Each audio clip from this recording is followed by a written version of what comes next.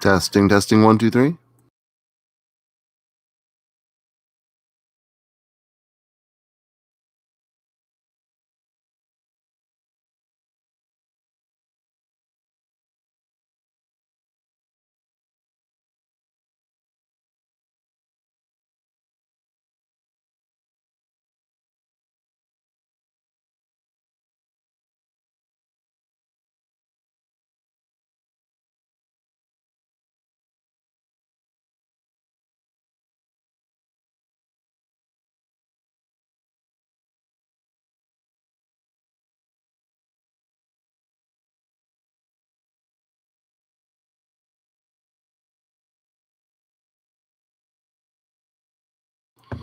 Hey, Callie, how are you? Can you hear me all right?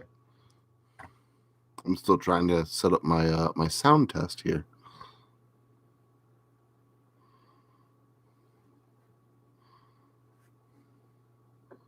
Hey, Callie, how?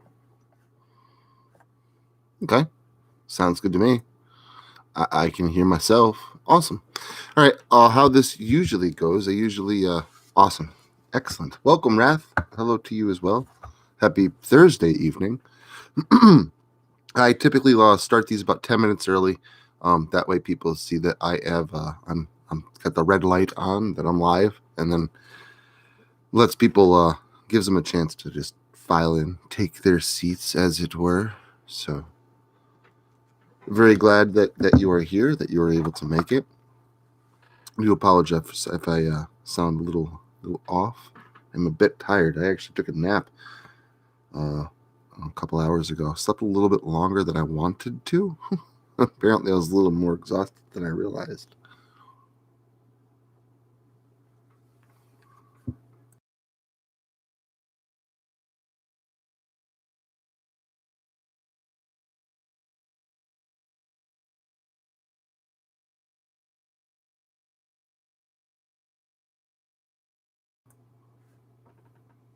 I could sleep forever if I was allowed to. Just I never have the time.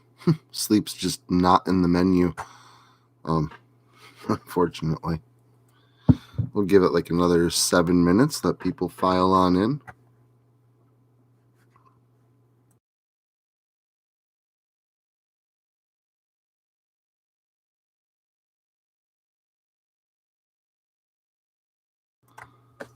We're doing the live stream today instead of tomorrow. It's usually the last Friday of every single month, but I will be at camp tomorrow, and I cannot guarantee I will have good enough internet.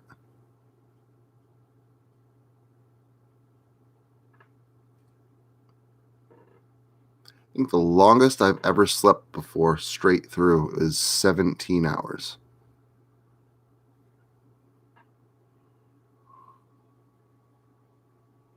Oh, no, I'm not chaperoning a camp, but I'm going camping. I'll be chaperoning my daughter. So it's kind of like chaperoning at camp.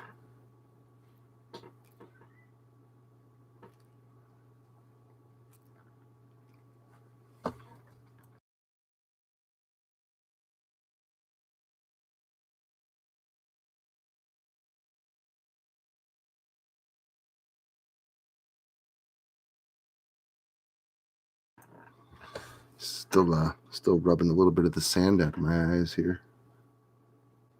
Ooh. Usually these last about an hour or two. I don't know how long this one's going to last tonight. Might be closer to a half an hour long. We'll see. Like I said, not every month is like this. Just this month just kind of happened to. We got to do it on a Thursday, in the middle of the week. Man, I feel so sapped. I don't know why I feel so drained of energy. Well, we are going camping at Locust Lake, so there'll definitely be some spooky thrown in. It usually is.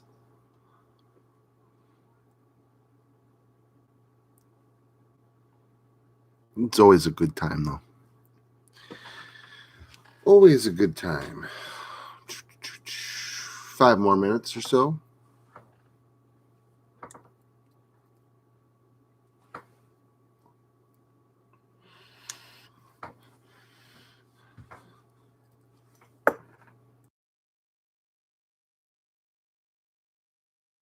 I'm so happy that there's like a mute myself feature. That's awesome. Needs to happen from time to time. 60-40.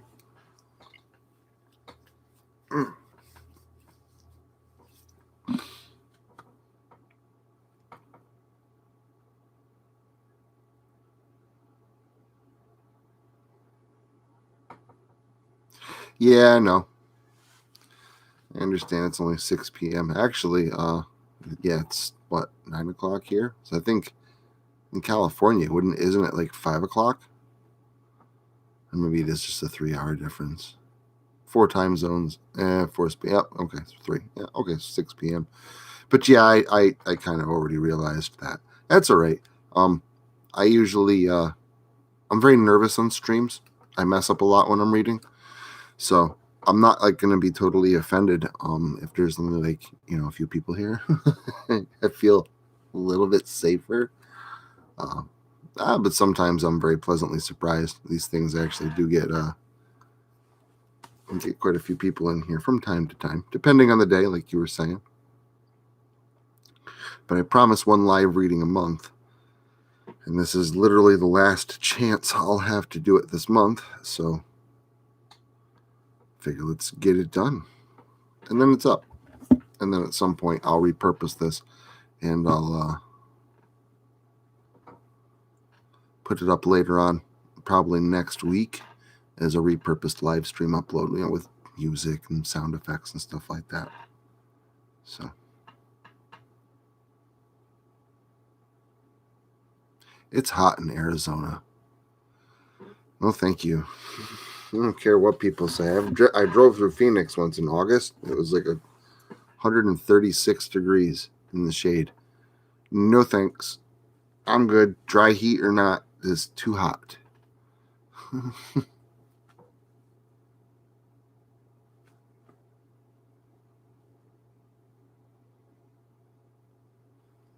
Me and heat don't necessarily mix well.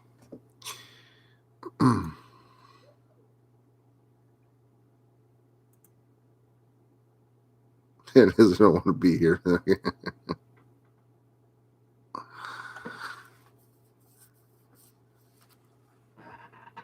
Yeah, I didn't want to be there either while we were driving through. We were going down the highway. I don't know.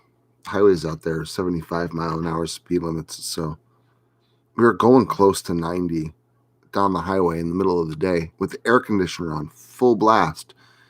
And it's hot in the car, like 90 degrees inside of the car. And my brother, try rolling down the window.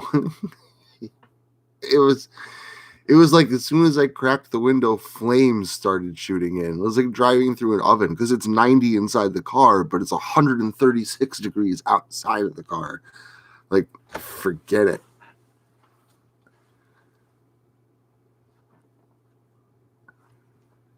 And I guess maybe that's what some people in Arizona call cool. 90 degrees. Chilly. Not me. What's up, Frank? How are you, man? Happy Thursday evening.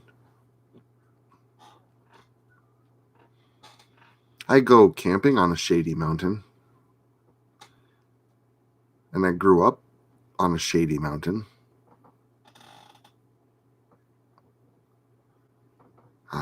Crisp, clean air. It's like always one of the best things about camping. Getting out of the smog.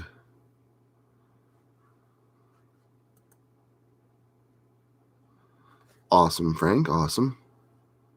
I'll do my very best to move through the story this evening gracefully, as best as I possibly can, so you can enjoy your chill and roll. All right, it is officially 9 o'clock. Welcome to the live stream, the people that you work with. Wrote this story, I don't know, a few years back. Only narrated it once. Yeah, it was decent. Evening, Paul. How are you? Happy Thursday evening.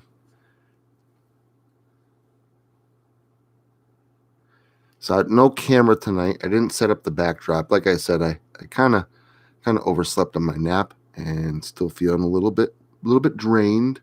Um, I think bout of sleep will probably do me like real sleep, not just like a nap.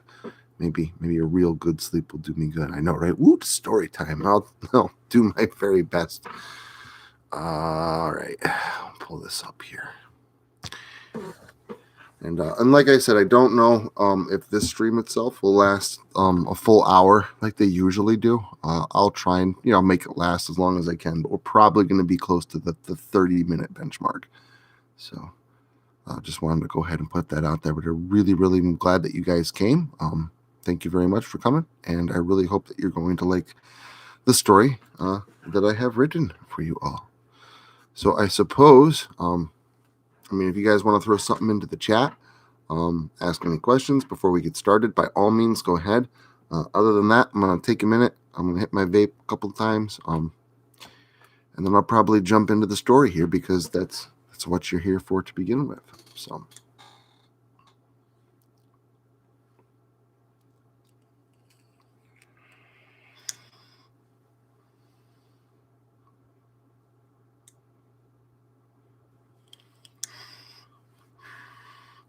Happy Thursday. Happy Friday, Junior. All right. So, like I said, I wrote this one a little while back, narrated it once. I wouldn't say everybody else seemed to like it. Personally, it's not one of my favorite stories, but it's a good story. I hope you guys enjoy it as well. And it is called The People That You Work With.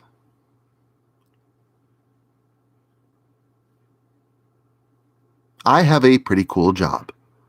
The coolest thing about it is that it can be done anywhere in the whole world. On a whim, I can just pack up my belongings and move on to whatever better and brighter things I may be searching for. So, what is this dream job that pays well and allows for travel and work anywhere in the world? Trade work. That's right, building trade work. Personally, I specialize in commercial drywall installation and finishing, but I can do many tasks needed for construction. My father always told me to go to college, get a degree, and what he would call a real job, so that I wouldn't have to suffer his fate, what he called working for a living. But at the same time, the old man would preach on and on about how it would benefit me to learn a trade or two. That way he figured it, I would have a trade to fall back on in case my college degree-fueled career path happened to fall short. I never really had much of a choice in the matter anyway. My father was a drywall foreman for over 3 decades, and his father a carpenter foreman before him. Like it or lump it, by the time I was 19 years old, I could keep up and even surpass most older members of my trade, which secured me more work. I learned to love what I do, and I never had much patience for school, or anything for that matter. So without conscious effort or personal drive to get me there, I had found my place in the world. I guess you could say that I didn't choose trade work as my profession.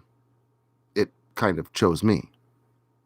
I've gotten to see some great places, meet some interesting people, take part in some impressive projects, but that's kind of the thing. Work is always a little stressful because no job will ever last, and you can never anticipate where or what you'll be doing next. And most people are great, but even a good portion of them are just wolves in sheep's clothing. Like this one guy I used to work with, you'd never would have known that something was so deeply troubling about him. He seemed nice enough, knew his job, and stayed diligent all day. So, needless to say, when I saw this guy pull a pistol from his work bucket one day, I was completely taken aback. Wow, that's a cool gun, I said to him after he showed it to me proudly. I swear to God, this dude pulls a gun from his tool bucket like there's nothing weird about it, shows it to me proudly, and says he carries it on every job, just like that. Like he was saying, the sky is blue, or hey, it's summer. I did my best to sound interested, and take leave for the portable toilet as inconspicuously as I could at my first opportunity, but I, of course, went straight for the project manager to inform him of the dangerous weapon on site. Needless to say, the guy was immediately let go. It's pretty much common sense that a gun has no purpose on a construction site. Another guy that I used to know shot his wife and her lover before ending his own life with the same revolver. I'm pretty sure I've even worked with a few pedophiles, but I can't quite say for certain. Those accusations are typically bound to rumor and hearsay. It's not like those guys are able to parade their actions around proudly. They'd get lynched by the ladder of the workers, which surely constitute a larger population of them. The point is, you just never know who you actually work with. You see these people every day, shake hands, exchange stories, but you can't actually know who they really are. Case in point, the last job I worked was cold. Drywall finishing is supposed to be done within a range of temperatures, generally, as long as the work area remains above 55 degrees. The joint compound will cure properly. Anything below that, the shit just won't dry. Same thing goes for paint, by the way. The worst happens once mud or paint, let me do that one more time.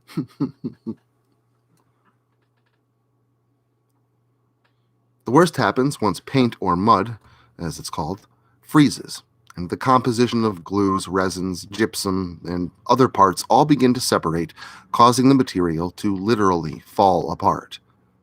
The result is nothing short of a sticky mess, non-drying substances succumbing to gravity and falling to the floor in globs.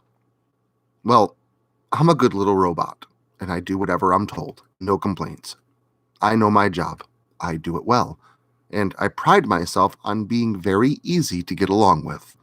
So, if my boss tells me to do something counterproductive, say paint a wall in a room that's below freezing, I'll do it, because he's the man that signs my checks. When I walk onto this job, the cold I first mentioned is the first thing I noticed. The second is the lack of workers.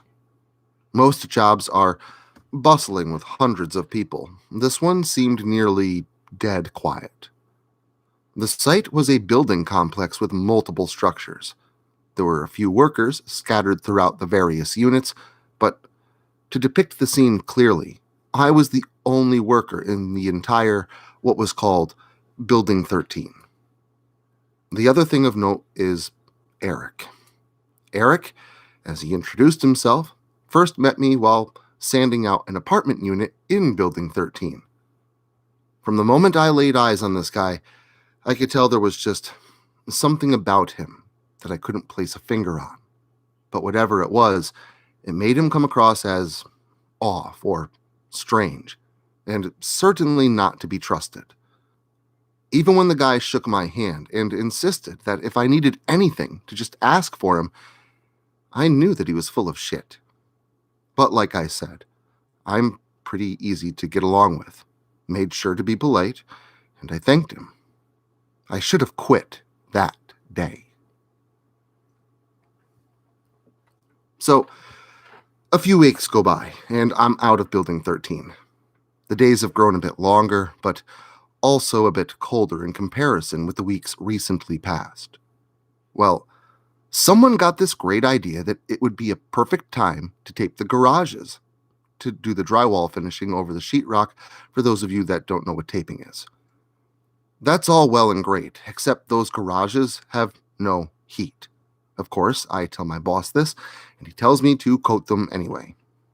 Now, because I don't like freezing to death and being uncomfortable, I made a calculated decision to work through my lunch break. This would not help to keep me warm, but it would end the torture of the day that much faster. After running this past my boss via my cell phone, I got him to agree. Looking back, this is the point where everything went terribly wrong. Again. The following day after work, I'm driving home when I receive a phone call. The caller, my boss. I scan my surroundings for police, and when I see none, I answer the phone and place it to my ear. Long story short, fucking Eric called my boss and told him that I was leaving early, obviously unknowing of my new work schedule and lack of a lunch. My boss, John, tells me that I have to go back to working the normal day's shift, lunch and all. This is honestly no big deal to me, and I of course acquiesced, but why would that snake go behind my back like that? The following day, colder than the last, Eric meets me in the garage for a little chat. I let into him a little bit, irritated with the cold and the cluttered garages, and I make it a point to explain very slowly my new work schedule, as if talking to someone who is severely mentally challenged. I certainly got my point across because the following day, the shit hit the fan. I began my morning hopeful. It was damn cold, but by this time, I was well prepared. I had only one garage left to finish, and I had just sharpened my mason's trowel. The compound was cold and stiff, but the newly sharpened edges of my sword-like tool helped cut through the resistance. Earbuds singing out some classical rock beneath two hoods, I was well into the last garage and lost in my own world when John, my boss, entered through the back door. I greeted him, holding all my tools in one hand so I could shake his with my free one. The guy was nice enough to stop and tell me that he had another job with installed permanent heat only a few miles away, and asked if I'd rather head there first for what would only be a few hours worth of work. I had just mixed my mud and strapped my legs into drywall stilts, so I told him that if it was all the same, since I was all set up, that I would just finish what I was doing and then head over there. That I would just finish what I was doing and then head over to the second site. He agreed. And I thought that was it. Only 5 minutes later, while pushing my trowel across the ceiling above me, the back door opens again, and in steps a smiling Eric. He's a big guy, but on stilts, I'm towering over him. He opens his mouth to ask me what should be some very simple questions, but there's something in his eyes, an expression on his face, and by the time he finishes his rhetorical inquiry about mud freezing, I recognize it. Spiteful sarcasm. He had come in gunning for a fight. As I try to explain to him the difference between separation and prolonged drying time, he gets louder and louder until he's screaming sentences I don't even understand anymore for no reason that I can perceive. I, of course, start to yell back, the irritation from the cold and the blatant ignorance festering in my brain like a poison. Soon, I too was shouting words that seemed to pass through no mental filter. In a yell, Eric informed me that he didn't appreciate my attitude, and at that moment, or the day before, I responded by calling him a piece of shit. Keep in mind, I'm an extra 2 feet taller than I normally would be, standing on a hard cement surface strapped into drywall stilts. Eric reached out with his arms, swiftly, connecting his hands to my torso, giving me a sharp push. Not only is fighting on a job site a huge no-no, but pushing a guy on stilts is dangerous and disrespectful in more ways than I have time to put down on paper. The next few moments are a blur. The rage and surprise of the audacity of the act left my brain swimming, coalescing with my emotions until all I could see was red. Eric approached me, yelling. I said nothing as I reached up with my right hand and plunged my freshly sharpened trowel downward in such an angle that the razor-like corner of the blade broke through Eric's skull with ease at the right socket. Adrenaline pushed...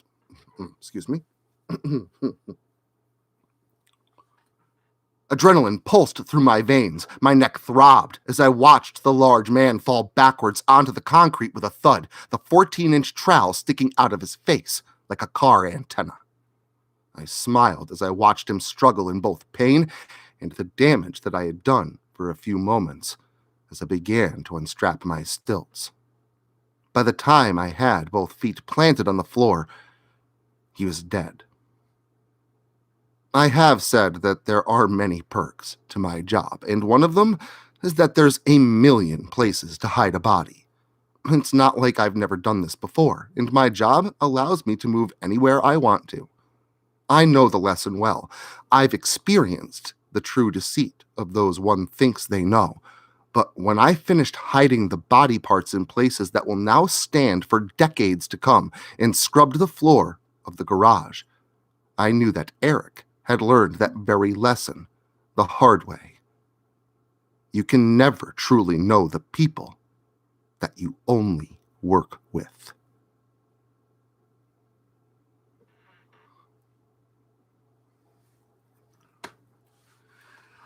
And that is the people that you work with. So I mean, not bad. I like it.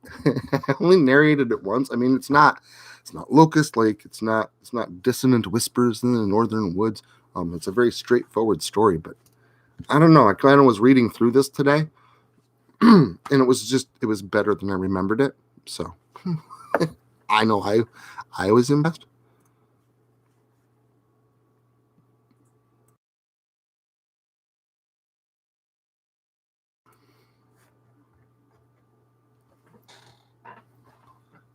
Are you guys still able to hear me? I got a connection is unstable. Okay.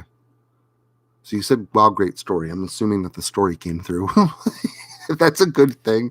I take down my little document page and it's like, your connection is unstable. Please wait while we try reconnecting. Like, uh-oh.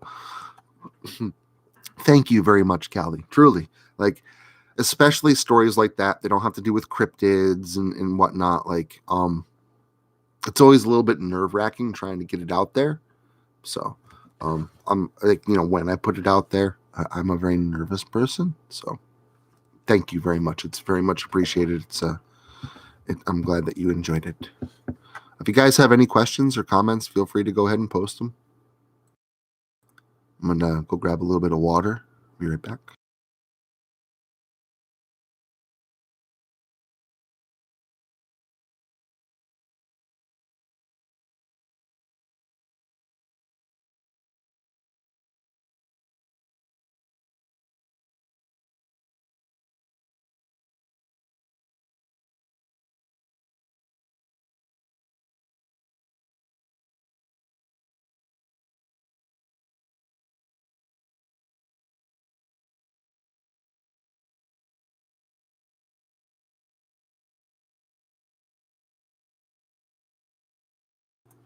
Awesome.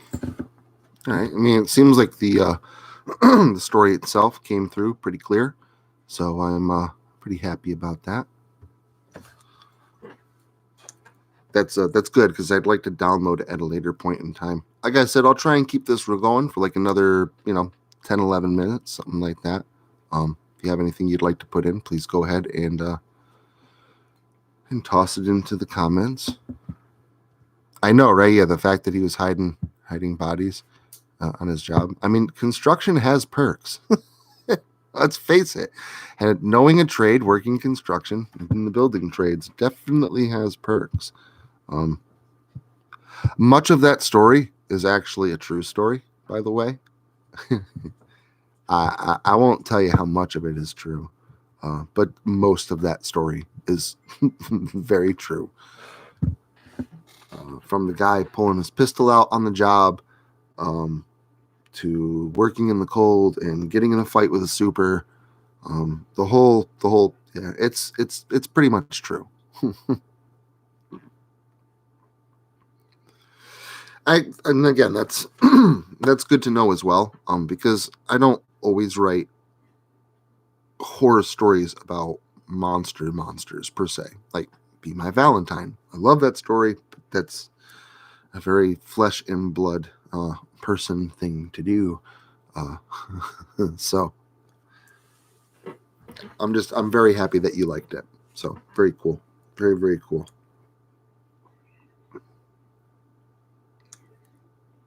surprised that we're already done with it. But I knew that story was going to be short, probably about a 15-minute read. So I do apologize for that a little bit as well.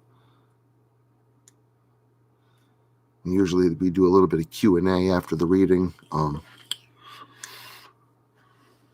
of like Blood and Beans a little bit, but a little bit more structured.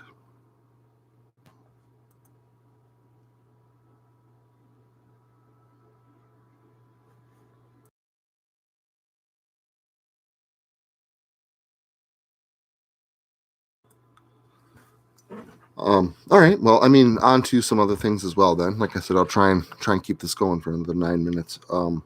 Finishing up Return to Dreamscape. I'm not.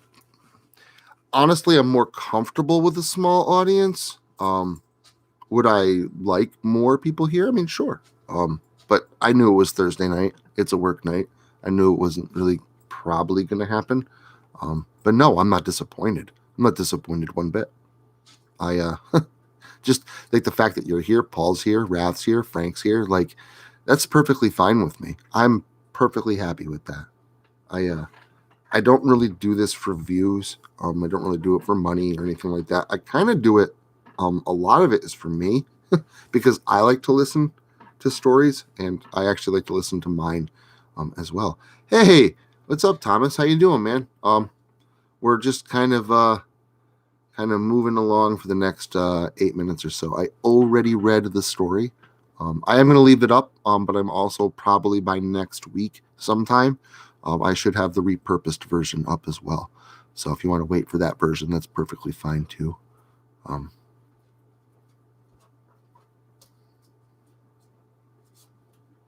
Oh yeah, no, I know that there's a delay. That's and then like when I respond to your comment, then there's a delay back with that. Very well aware. Wish there wasn't quite as much of a delay, but I guess with a recording, live streaming type of service, that probably can't be avoided too much.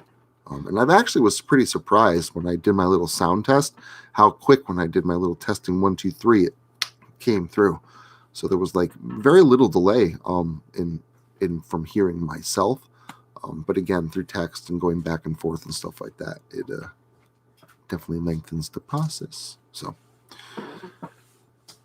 yes, Return to Dreamscape is we're the second chapter is this coming weekend. And then next weekend is Locust Lake, Summer of Blood. It is another prequel. It's actually the last prequel. And then from then on, we're going to be going from Apple a Day / Redcoat, because they kind of take place around the same time. And then going forward from there with the rest of the series. So, oh, no sorries at all, Thomas. Not at all. Don't. Dealing with bad weather, I'd much rather have you alive and safe and than making it to my live reading. Like, it's YouTube. It'll be there later, man. Don't worry about it. No, your health and your safety is more important than anything. And I know that Arkansas can get some pretty heavy storms. So, and by the way, so can Arizona. So both of you be safe.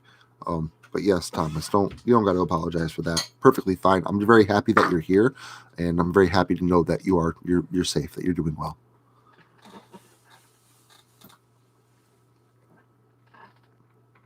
But yeah, after Summer of Blood, Locust Lake Summer of Blood, then it'll be Return to Dreamscape, Chapter 3, Revelations, and that's the last chapter of Return to Dreamscape, which is the middle portion of the Dreamscape book.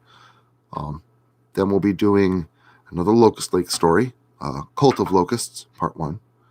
Then we'll be doing Leaving Ambivalence Grove, Ambivalence Grove finale. Then we'll be doing Cult of Locusts Part 2.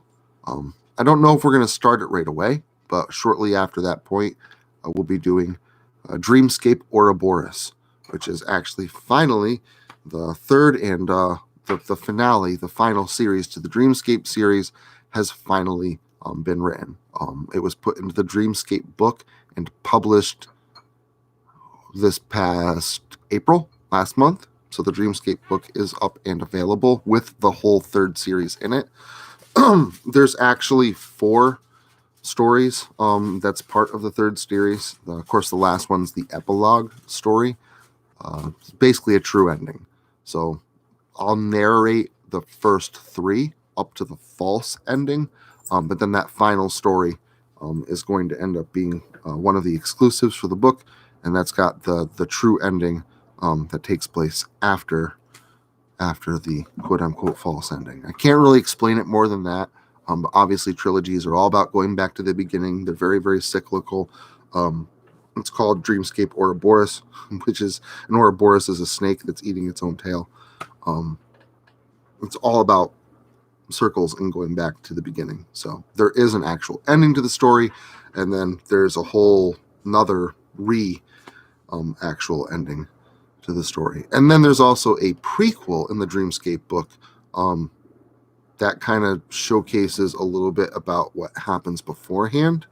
And it actually lends into what happens at the end of the series. A little bit about Dreamscape Series 3, but mostly for the epilogue story at the end. So those two, the bookends, the prologue and the epilogue, the exclusives, they're kind of tied to one another as well. And I am doing well, Thomas. Thank you very much for asking. Sorry it took me so long to get to that point. Just wanted to spit that out about Dreamscape. I've been doing very well. Thank you. A little bit tired today. Took a bit of a nap, a little bit longer than I wanted to. But I'm doing okay.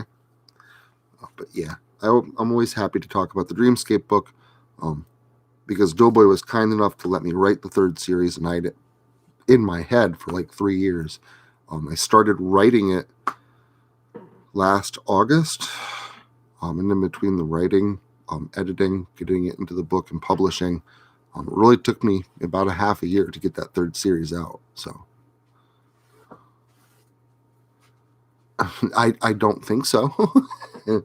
I think honestly, Thomas, that's a name I'm going to have to go ahead and look up. I'm going to be totally honest with you. I'm on Google.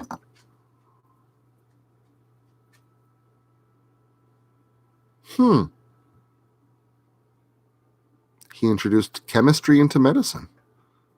You figured I would have I'm sure I've heard of him before. Paracelsus. I mean, the name rings a bell. I should. But yeah, no, that's not me. Definitely not me.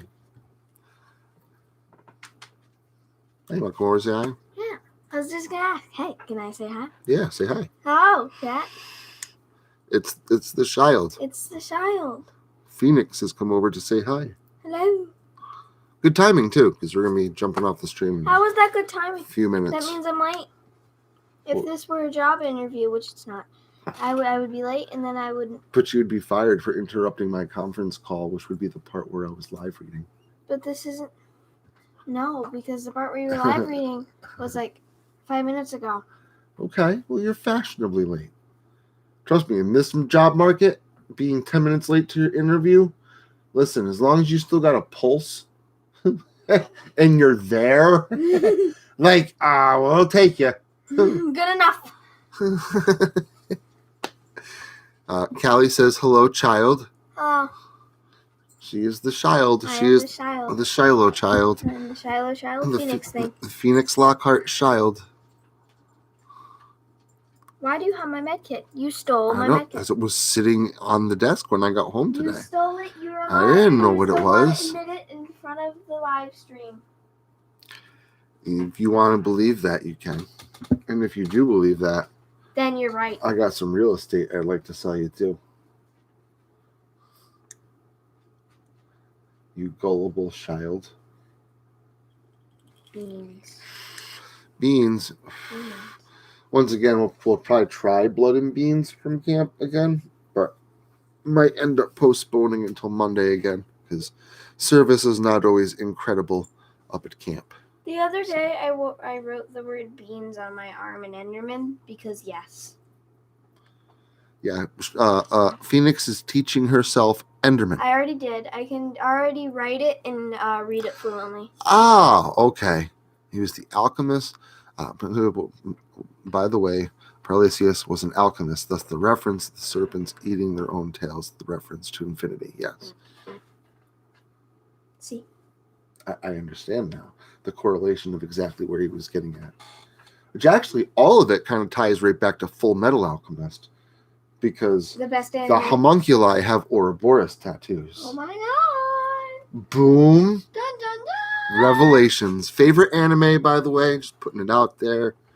Love Full Metal Alchemist. I love Fairy Tail. I know. Fairy Tail equal Pog.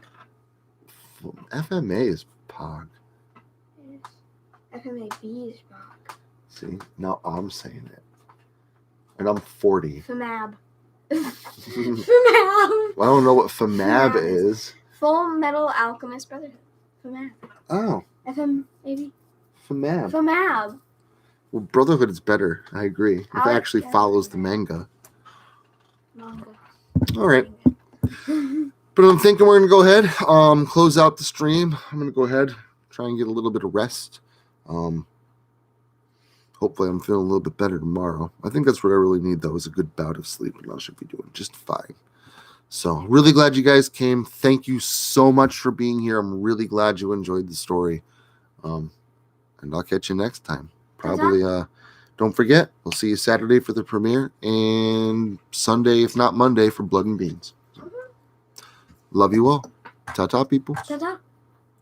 Ta-toodly too.